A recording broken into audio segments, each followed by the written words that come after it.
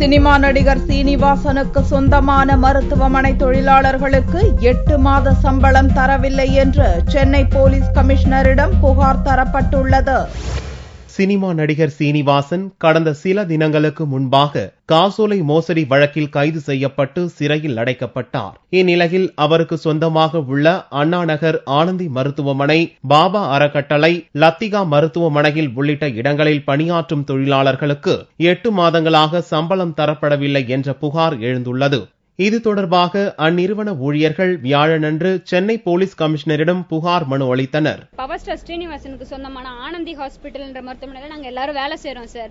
எங்களுக்கு 8 மாசமா சம்பளம் தரலாங்க சார். நாங்க சம்பளம் கேட்க போனா எங்களை மிரட்டுறாங்க சார். இந்த மாதிரி நீங்க வேலையை விட்டு நின்னுட்டீங்கன்னா இங்க இருந்த பொருள் எடுத்துட்டு போயிட்டீங்கன்னு சொல்லிட்டு திருட்டு கம்ப்ளைண்ட் கொடுத்துருவோம் அப்படின்னு சொல்லி மிரட்டுறாங்க சார். 35 போலீஸ் ஸ்டேஷன்ல கம்ப்ளைண்ட் பண்ணோம். அது எங்கேயும் நடவடிக்கை எடுத்து சரியில்லைங்க சார். எங்களுக்கு சாட்டிஸ்பாக்சன் இல்லன்றதுனால எங்க கமிஷனர் ஆபீஸ்க்கு வந்து கேஸ் கொடுத்திருக்கோம் சார். சீனிவாசனின் நிறுவனத்தில் 12 மணி நேரத்திற்கும் மேலாக பணிபுரிந்தும் சம்பளம் மட்டுமின்றி மனிதாபிமான அடிப்படையிலான மரியாதை கூட தருவதில்லை என்று பாதிக்கப்பட்டவர்கள் தெரிவித்தனர்.